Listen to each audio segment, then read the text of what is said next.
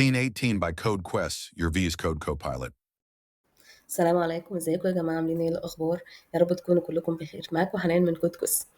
احنا طبعا الفترة اللي فاتت اتكلمنا عن سين 18، ايه الفيتشرز اللي فيه، ازاي ممكن استخدمه. لو حد مش عارف مين سين 18، هو عبارة عن اي ايجنت بيساعدك، زي كيرسور، زي جيت هاب كوبايلوت، زي جوجل اسيست، اي اسيستنت، بس مختلف ان هو مصري، وان هو مبني على تكنولوجي اوبن سورس. يعني انت ممكن تنزل سين 18 عندك وتبتدي تديفلوب فيه، ممكن تكونتريبيوت وتزود فيتشرز زي ما انت عايز، مش زي اي ايجنت تاني مش اوبن سورس. لو حد حابب يعرف اكتر او ازاي فيتشرز اكتر او ازاي ممكن نستخدمه، ارجعوا للشانل بتاعتنا على كود كويس، هتلاقوا في بلاي ليست كامله فيها كل حاجه ممكن تكونوا محتاجينها. برضو ببساطه لو حد عايز يجربه، هيدخل على الاكستنشن، هيكتب كلمه سين 18، هيظهر له اول حد، هيبتدي يعمل له انستول من هنا. نرجع بقى ايه لموضوعنا. من اهم الكونسبتس اللي هي اليومين دول الناس كلها بتتكلم عنها هي الام سي بي سيرفرز. طب هو الام سي بي سيرفر ده عباره عن ايه؟ اختصار لموديل كونتكست بروتوكول. دي الطريقه، البروتوكول اللي طالع مع ظهور الاي اي وظهور الايجنتس والاسيستنتس والكلام ده كله، ان انا ازاي يبقى ليا كوميونيكيشن مع العالم الخارجي. دلوقتي انا عايز اعمل اي ابلكيشن او عايز اعمل اي حاجه باورفول، لازم هبقى بتعتمد على داتا او كونكت انتجريت مع سيستم ثانيه. فالام سي بي هو الكونسبت اللي بيخليك تانتجريت مع العالم الخارجي، سواء بقى انت محتاج تجيب منه داتا، محتاج تعتمد عليه في ديسيجن معين.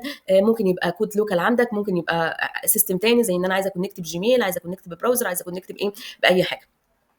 من اهم الحاجات او المميزات اللي في سين 18 ان ان هو بيسبورت كونسبت الام سي بي، وان انت ممكن تحط الام سي بيز بتاعتك على الاكستنشن زي ما انت عايز. يعني انا دلوقتي عايز اخلي الايجنت بتاعي بيكونكت مثلا بتريلو، بيكونكت بجيرا، بيكونكت مثلا بسلاك، عايز يكونكت بحاجه معينه عشان هيفرق معايا ان الداتا اللي جايه او اساله اي سؤال بخصوص الداتا دي.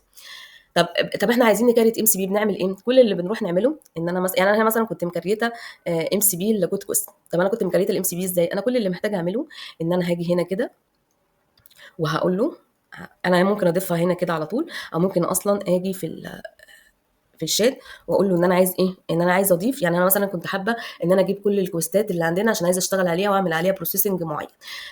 عشان كده عملت ام سي بي وسميته كود كويست. فانا هقول له I want to create MCBs that can get quests from ايه، from الاي بي اي دي، وهبتدي ايه، اقول له كده، وهو هيبتدي يعمل ايه، هيبتدي يكريت لي هو كمان الام سي بي. انا مش محتاج كمان ابذل مجهود ان انا كريت. وطبعا هتشيك لو في اي مشكله او اي ايرور، بس هو ان شاء الله يعني بيقدر يكريتها ايه على طول. طبعا عشان انا اوريدي كنت مكريتها قبل كده، فانا ممكن ما كملش الرننج.